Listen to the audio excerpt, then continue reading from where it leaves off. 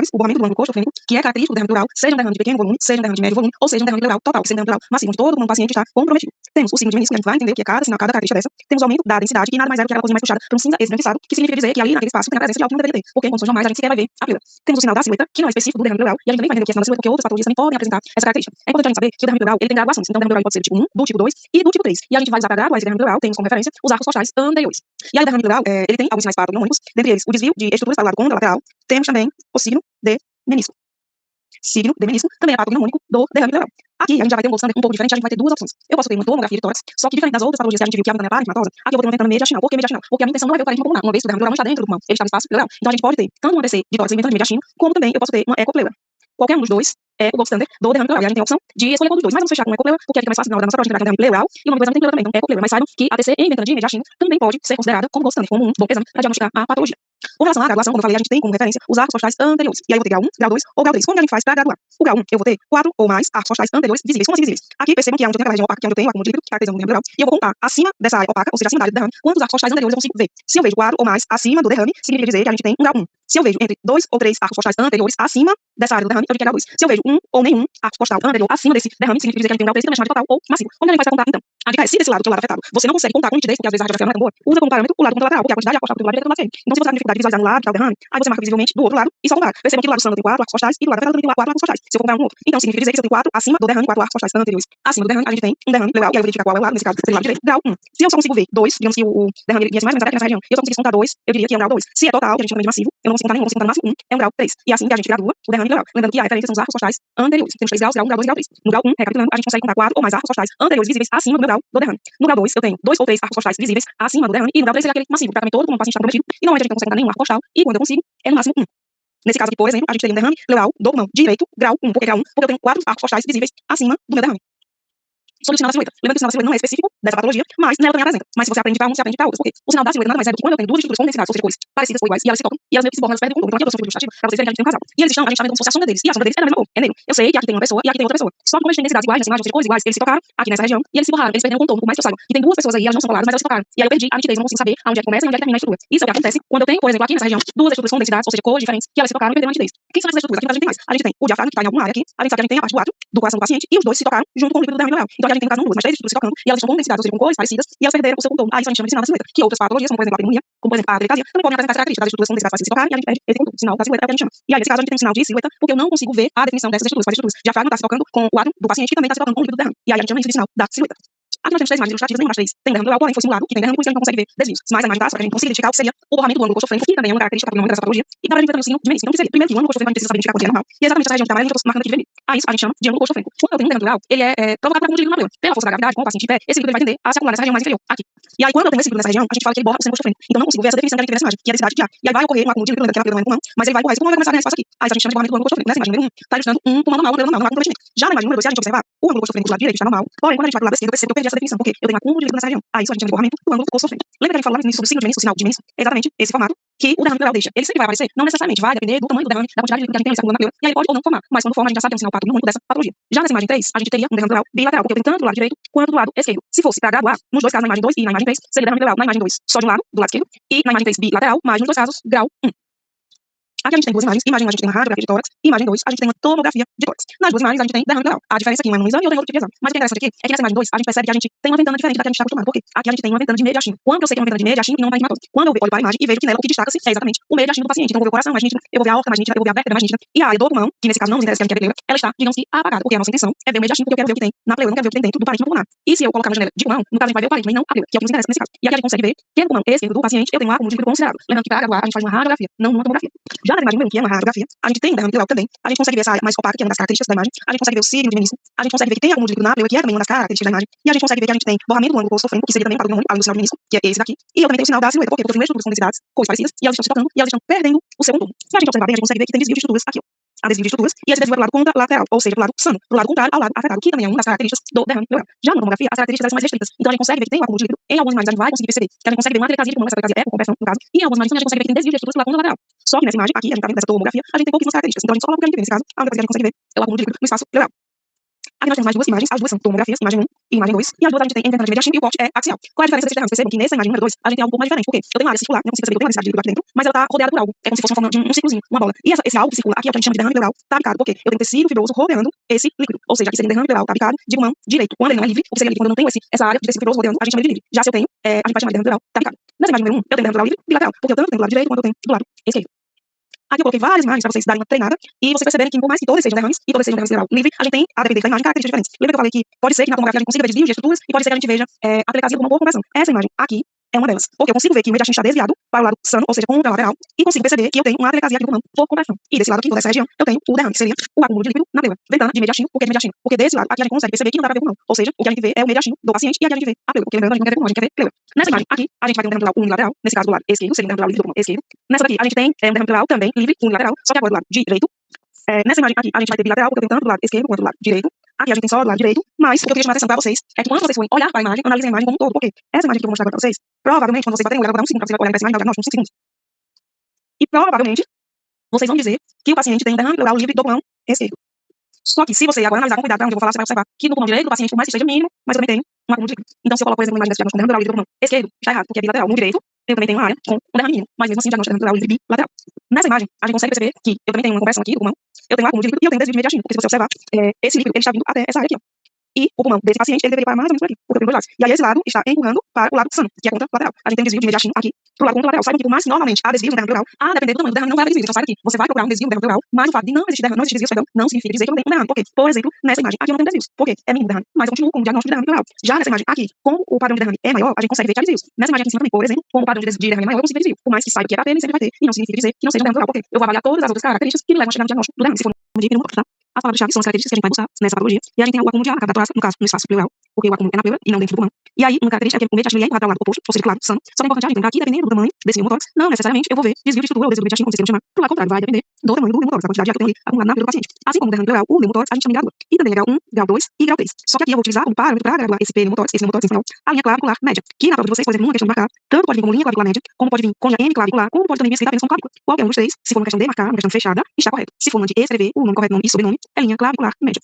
Quando eu vou fazer para graduar esse pneumotórax, como eu falei, a gente vai utilizar como referência a clavícula do paciente e a gente vai passar um traço imaginário nessa linha clavicular média. E aí, a partir daqui, eu vou usar como referência tanto o quanto de pulmão sano tem, ou seja, quanto de pulmão eu tenho com ar, quanto até onde esse ar acumulado na pleura chega como assim. Eu trouxe essa imagem porque ela é mais fácil para vocês verem, que aqui eu consigo ver nitidamente a pleura do paciente. Eu vou aumentar e vou apagar para vocês observarem. Então, aqui a gente consegue ver muito desse que ela tá aqui. E aí, como que eu vou fazer para realizar essa graduação? Eu vou tomar como referência até onde tem pulmão, então aqui eu tenho pulmão, todo esse espaço tem pulmão. E vou tomar como referência também essa linha que eu passei. Vou trocar para não confundir vocês. E aí, a gente tanto pode fazer de fora para dentro, quanto eu posso graduar de dentro para fora. O que eu tenho que saber? A minha primeira referência é essa linha clavicular média que eu passei, nessa altura da clavícula, no meio. E aí, agora a gente vai graduar, a gente vai olhar onde é que o pulmão do paciente está. Eu consigo ver que ele vem daqui. Então, se eu tenho pulmão do paciente, pulmão sano, fora dessa linha, como é o caso aqui, eu digo que é grau 1. Se no caso, essa linha que eu passei aqui, ó, essa linha que eu passei aqui, estivesse coincidindo em cima dessa linha vermelha, coincidindo aqui em cima, quem coincidindo? No caso, essa pleura aqui, ó, essa pleura que eu estou marcando aqui, ela estaria aqui em cima dessa linha. E pra cá, ó, tudo isso aqui seria acúmulo de ar. E aí a gente diz que quando isso acontece, coincidindo com essa linha, é grau 2. Agora, se essa linha aqui, a pleura, ela estivesse aqui dentro, ou seja, pra cá, tudo pra cá fosse A, seria grau 3. Então, recapitulando, eu vou traçar uma linha imaginária no meio da clavícula desse paciente, e aí eu vou observar até onde o ar na pleura vai. E aí eu vou olhar pra onde é que tem pulmão. Se tem fora dessa linha, como é o caso, grau 1. Se está em cima dessa linha, grau 2. Se está dentro dessa linha, grau 3. Se eu quero fazer de trás pra frente, a mesma coisa. Se está dentro 3, se está em cima 2, se está fora 1. Lembrando que quando eu jogo aqui do outro lado, eu tenho que inverter também o lado. Então, se eu tivesse, por exemplo, passei a linha aqui, clavícula média, deixa eu só puxar um pouquinho pra cá, mais ou menos aqui, e eu fosse graduar desse lado de dentro pra fora, seria a mesma coisa. 3 se tivesse aqui dentro, 2 se tivesse aqui em cima e 1 se tivesse aqui fora. E assim a gente gradua um derrame pleural. Aqui a gente tem duas imagens, a única coisa que muda é o lado do pulmão afetado, mas a graduação a gente faz da mesma forma e o grau dos dois é o mesmo. Vamos lá, mesma coisa. Vou passar duas linhas, uma desse lado e uma desse outro lado, só organizar aqui, mais ou menos aqui e mais ou menos aqui. Passei as duas linhas nos dois e a gente vai graduar da mesma forma que a gente acabou de graduar anterior. Eu não posso fazer de dentro pra fora, quando eu posso fazer de fora pra dentro. E aí, eu quero que vocês observem que uma das características do pneumotórax espanhol é exatamente esse acúmulo de ar. Então o pulmão ele vai estar mais enrijecido, vai estar mais lúcido, vai estar mais radiolúcido. E lembrem que o lisema pulmonar também tem essa característica. Como que eu vou fazer então para diferenciar um pneumotórax de lisema pulmonar, por exemplo, se o paciente tivesse pneumotórax bilateral? Onde os dois pulmões iam estar enrijecidos. Notem que nesse lado que eu estou traçando, eu consigo ver que tem marcas de vasos, é como se fossem manchinhas brancas no pulmão do paciente. E se eu olhar para onde eu tenho pneumotórax, você vai ver que ele está completamente lúcido, completamente enegrecido, ou seja, não há vaso. Porque o acúmulo é na pleura e não dentro do pulmão. Já o enfisema pulmonar, por mais que o pulmão esteja enegrecido, eu vou conseguir ver vasos. Por quê? Porque o enfisema pulmonar comete o pulmão e não a pleura. Então assim a gente consegue diferenciar o enfisema pulmonar do pneumotórax. E se você, por exemplo, graduar esse pneumotórax, como que a gente faria? Eu posso fazer tanto de dentro para fora, quanto de fora para dentro. Então vamos fazer de dentro para fora e outra de fora para dentro, para vocês entenderem. Já passei o meu traço, que seria na linha clavicular média ou na clavícula ou no meio da clavícula. Agora eu vou observar até onde eu tenho ar e onde é que o paciente está. Se eu olhar nessa imagem número 1, eu vou perceber que o resto todo do paciente está aqui, ó, comprimido junto com o coração desse paciente. Então eu não preciso nem graduar para saber que é um grau 3, porque só sobrou esse pulmão dele e a gente está comprimido. A gente está adequado à compressão. Então se eu for graduar de fora para dentro, eu tenho 3, 2 em cima da linha e 1 aqui fora. E eu já consigo ver que é grau 3 porque o pulmão do paciente está aqui. O resto, ó, todo o resto aqui, ó, é tudo A. Então é grau 3. Já nessa imagem número 2, se eu for graduar de fora para dentro, é a mesma coisa. Se tiver aqui fora é grau 1, se coincidir em cima da linha é grau 2, deixa eu só puxar um pouquinho para cá para brincar.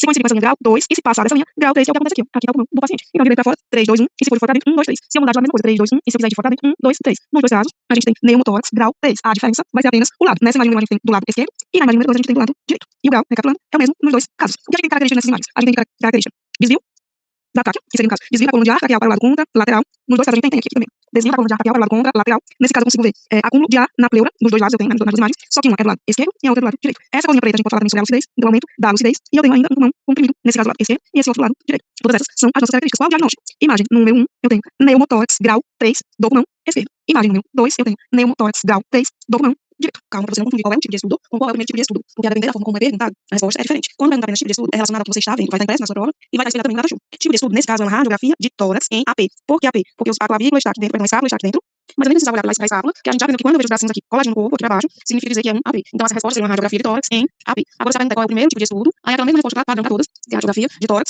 Aí você vai colocar em duas evidências, pode ser AP lateral, ou você pode colocar radiografia de tórax lateral, contanto que tenha lateral sempre, e aí você vai escolher entre AP ou PA. Mas nessa imagem aqui, a pergunta é tipo de estudo, então radiografia de tórax em PA. Qual órgão está afetado? Lembrando que eu sempre preciso identificar qual é o lado, se é o lado direito ou se é o lado esquerdo, é sempre o meu contrário. Então o lado afetado é esse lado aqui que corresponde ao meu direito. Mas se sempre é contrário, então vai ser o lado esquerdo do paciente. Então a questão número 2, qual é o órgão afetado? Você vai colocar pulmão barra pleura esquerdo.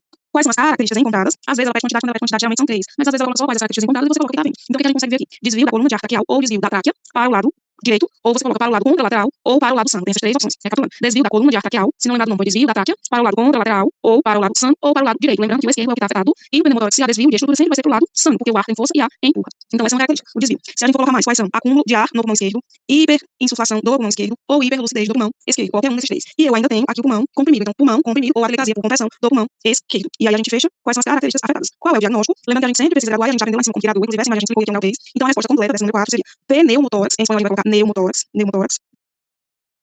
grau 3 do pulmão, lembrando que é o nosso contrário, esquerdo. Se, por exemplo, tivesse mais uma outra pergunta, uma quinta pergunta, qual seria o gold standard? A gente já sabe que o gold standard é o melhor exame que eu utilizo para diagnosticar a patologia. Nesse caso aqui a gente consegue um primeiro tipo de estudo, que seria uma radiografia de tórax, PA e lateral, ou AP e lateral. Se eu quisesse solicitar uma tomografia, eu poderia, mas aqui eu já não solicitaria mais em ventana de parênteses, não seria ventana parênteses, seria ventana mediastinal. Mas é mais fácil a gente lembrar do que é mais fácil nesse caso. Lembrando que em alguns casos eu não posso ter gold standard como radiografia, mas são outras patologias. Então, gold standard é pneumotórax, porque as características são um pouco parecidas com o derrame pleural, acrescentando nessa daqui, no caso, o acúmulo além do líquido, o acúmulo de ar também na pleura. E aí, juntando o nome dos dois, o hidro seria do acúmulo de líquido na pleura, o neumo seria do acúmulo de ar na pleura, e o tórax é a região onde a gente vai ver esse acúmulo tanto de líquido quanto de ar. Quando a gente junta o nome dos dois, fica hidropneumotórax.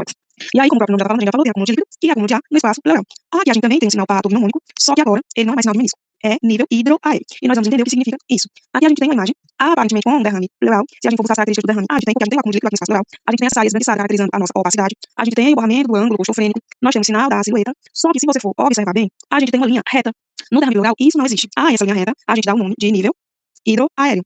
Nível hidroaéreo é o sinal patognomônico do hidropneumotórax. Porque aqui embaixo a gente tem líquido e aqui em cima a gente tem o acúmulo de ar aqui nessa região. E aí, pela força da gravidade, o líquido ele desce e o ar ele se acumula na parte de cima. Juntando os dois, eles vão fazer essa linha reta. Se fosse apenas um derrame pleural, não iria ter a linha reta e a gente teria o que a gente chama de signo de menisco. Para a sua prova, se na hora você viu a imagem e não lembra do nome hidropneumotórax, aí você vai colocar, para não deixar a questão em branco, lá na parte do diagnóstico, derrame pleural mais pneumotórax, que isso a gente chama de pneumotórax. Se fosse em português, a gente chamaria pneumo. E aí ficaria, voltando aqui, se você não lembra do nome do pneumotórax, você vai colocar pneumotórax mais derrame pleural do pulmão direito. Mas saiba que o nome correto é hidropneumotórax. Qual é o primeiro tipo de estudo aqui? O mesmo dos demais, radiografia de tórax, PA e lateral. O que eu tenho de característica aqui? Acúmulo de líquido no espaço pleural, acúmulo de ar no espaço pleural, nível hidroaéreo, que é o sinal patognomônico dessa patologia. Eu tenho borramento do ângulo costofrênico e eu tenho o sinal da silhueta. Todos esses são características do hidropneumotórax. Lembrando que o que vai mudar aqui do derrame pro hidropneumotórax é exatamente essa linha aqui que a gente chama de nível hidroaéreo, que lá no derrame pleural eu não vou ter, tá? Então só para você não confundir, eu vou até apagar aqui essa linha para você ver novamente que ela é uma linha reta. E aí essa linha reta caracteriza o hidropneumotórax. Aqui a gente tem mais duas imagens. Lembrando que esse nível hidroaéreo é muito nítido na radiografia, e na tomografia a gente não conta como nível hidroaéreo. Mas também dá pra gente ver nessa imagem número 2, que é a tomografia, que eu consigo ver que tem acúmulo de líquido embaixo, tem acúmulo de ar em cima, e aqui eu tenho um pulmão meio comprimido. Por que ele tá comprimido? Porque o ar tá aqui em cima comprimindo ele pra baixo, e o líquido tá aqui embaixo comprimindo ele para cima. Se eu observar bem, a desvio de mediastino nessa imagem, vou colocar pra vocês verem, vou passar uma linha reta, e o pulmão do paciente deveria estar mais ou menos até aqui. Mas eu consigo perceber que ele vem aqui, essa continuação, eu tenho desvio do mediastino, e eu ainda tenho um acúmulo de líquido passando aqui para esse outro lado. Então aqui nessa imagem, a gente tem como característica o acúmulo de líquido e ar na pleura direita. Se você quiser botar pleura barra pulmão, também não está errado. Eu tenho um pulmão direito comprimido, porque eu tenho ar e líquido comprimindo esse pulmão. E eu tenho ainda desvio do mediastino para o lado contralateral. Se eu quiser colocar em vez de contralateral, eu posso colocar desvio do mediastino para o lado esquerdo. E o diagnóstico, hidropneumotórax. Por que hidropneumotórax? Porque eu tenho um acúmulo de líquido e ar no espaço pleural. Já nessa imagem número 1, a gente tem uma radiografia de tórax. Tem uma característica do derrame pleural, porque eu tenho um acúmulo de líquido aqui embaixo. Já sei que tem acúmulo de ar também, porque eu consigo ver que tem um nível hidroaéreo. E aí a gente já sabe que o nosso diagnóstico é hidropneumotórax. E aí vamos recapitular essas características. Número 1, representa o borramento do ângulo coxofrênico. Número 2, eu vou botar número 2 e número 3. Número 2, representa acúmulo de líquido no espaço pleural direito. Número 3, eu estou me referindo à densidade e estou me referindo à cor, então eu tenho uma área opaca no pulmão direito. Número 4, eu vou colocar como sinal da silhueta, que seria essas estruturas que estão se tocando, que tem a mesma cor, a mesma densidade. E o número 5, referente ao nível hidroaéreo, que é o sinal patognomônico dessa patologia. E o número 6 vai ser referente ao acúmulo de ar no espaço pleural. Aqui a gente tem outra TC com corte axial, essa aqui já no caso é um mecanismo de parênquima, e eu consigo perceber nessa imagem, eu consigo até ver essa divisão dessa linha bem retinha, que é o que a gente chama na geografia de nível aéreo, que é o sinal da patologia. Tenho a densidade de líquido e tenho a densidade de ar, caracterizando um hidroneumotórax. Lembrando que, se na hora da prova eu não lembrar desse nome hidroneumotórax, para não deixar a questão em branco, eu vou dizer que o paciente tem um derrame pleural e um pneumotórax em espanhol, a gente pode dizer pneumotórax, e um pneumotórax do pulmão, nesse caso, meu lado direito é esse, é sempre o contrário, então do pulmão esquerdo. Porém, o nome correto é hidroneumotórax, mas para não deixar em branco, aí você coloca